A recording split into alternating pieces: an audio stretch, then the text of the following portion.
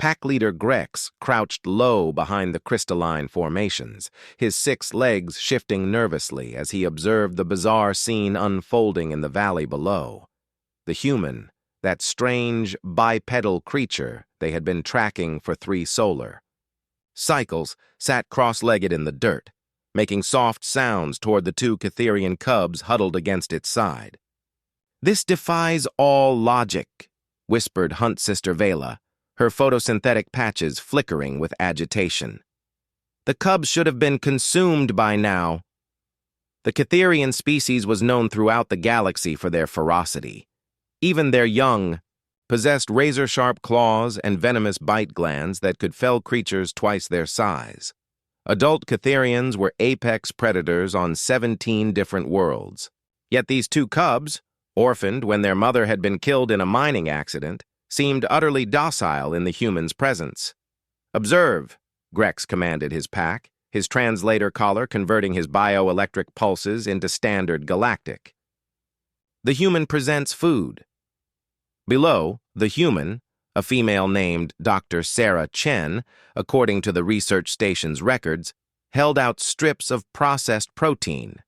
The cubs didn't snatch or tear at the offering as their nature dictated. Instead, they approached slowly, almost respectfully. They took the food gently from her hands and settled down to eat, their normally aggressive feeding posture replaced by something resembling contentment. "Pack leader," Scout Thrix's voice crackled through the comm. "I've monitored them for 47 rotations. The cubs refuse all other food sources. They won't hunt. They won't scavenge. They only consume what the human provides." This information sent ripples of unease through the pack. As apex predators themselves, the Zilani understood the fundamental laws of survival. Young predators fed themselves or died. It was the way of the universe. Harsh, simple, effective. Yet these cubs seemed to have abandoned their most basic instincts. "Perhaps," suggested Tracker 9, "the human has some form of mind control device? A neural inhibitor that suppresses their hunting drive?" Grex had considered this possibility. The humans were technologically primitive compared to most galactic species, but they possessed an unsettling talent for innovation. However, detailed scans had revealed no such technology. "Watch more closely," Grex ordered. As the pack observed, Dr. Chen finished feeding the cubs and began what she called playtime. She produced a spherical object and rolled it across the ground. The cubs, predators bred for millennia to kill without hesitation, pounced on the ball with playful swats, their claws retracted. When one cub became too rough, the human made a gentle correction sound, and the cub immediately moderated its behavior. "They're learning," breathed Vela in amazement. "The cubs are actually learning behavioral modification from a prey species." This was unprecedented. In all of galactic history, no prey species had ever successfully domesticated a predator. The prey.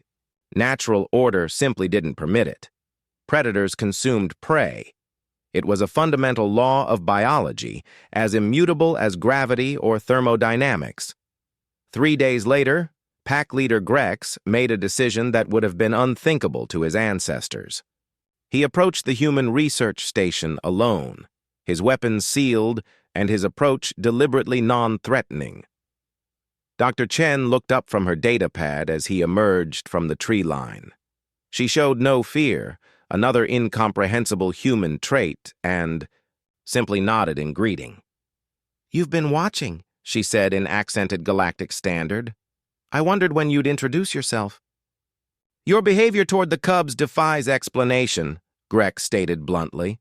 "My pack requires understanding."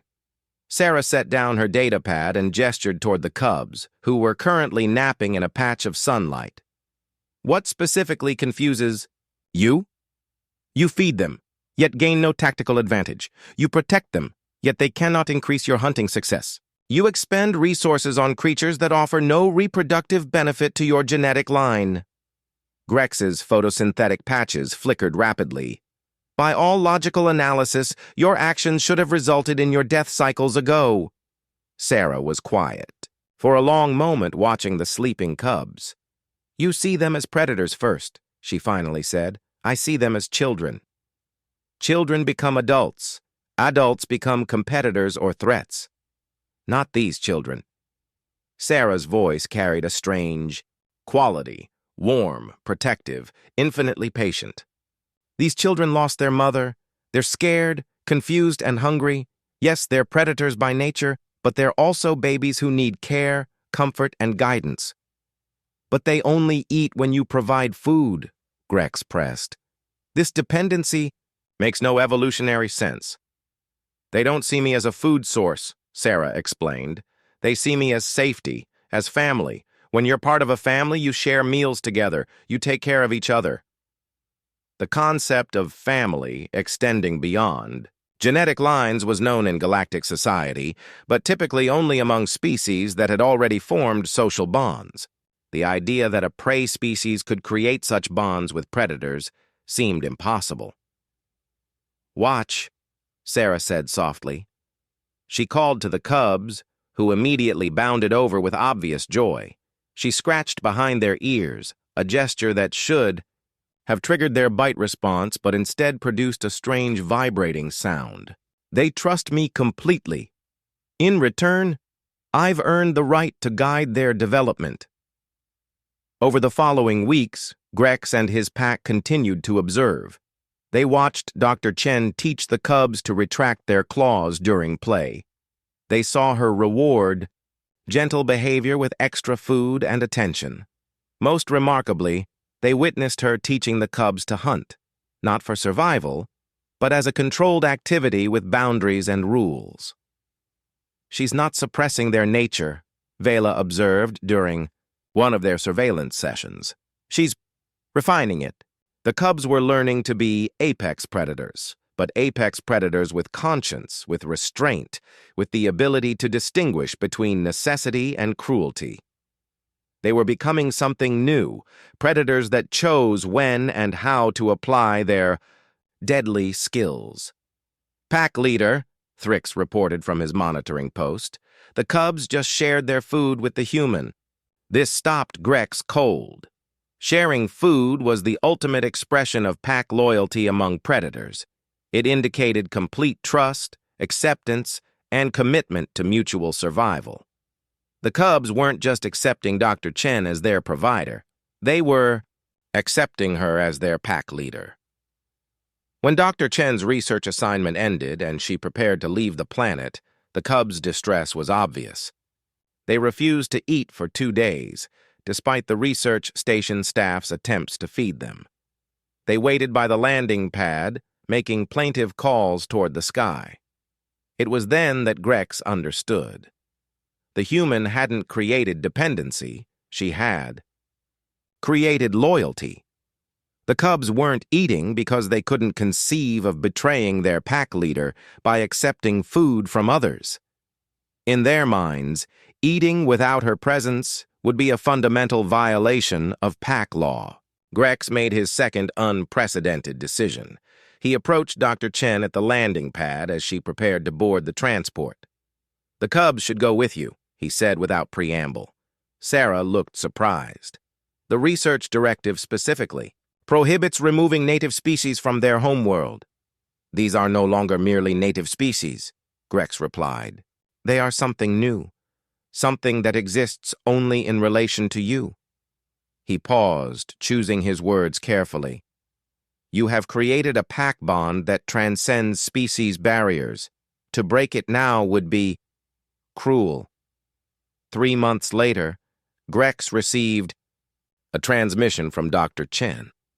The video showed her in what appeared to be a human habitat, with the cubs, now significantly larger, playing in a secured outdoor area. They had maintained their gentle behavior, their pack loyalty, and their refined hunting skills. "They've been accepted into the interspecies integration program," Sarah's recorded voice explained. "They're helping us understand how predator-prey relationships might evolve in a truly integrated galactic community." The transmission ended with an image that would stay with Grex for the rest of his life. Dr. Chen sitting peacefully as the two young Catherians, creatures capable of killing dozens of beings, curled up beside her for an afternoon nap, their deadly claws retracted, their trust absolute. Pack leader Grex shared this image with the Galactic Council, along with his observations. His report was titled, "On the Human Capacity for Impossible Bonds, a Study in Evolutionary Transcendence." The universe, it seemed, still had surprises to offer, and most of them, apparently, involved humans doing things that shouldn't be possible with a confidence that suggested they had never read the manual on what was supposed to be impossible in the first place. The cubs only ate when the human fed them because in their minds, she wasn't just a human, she was home.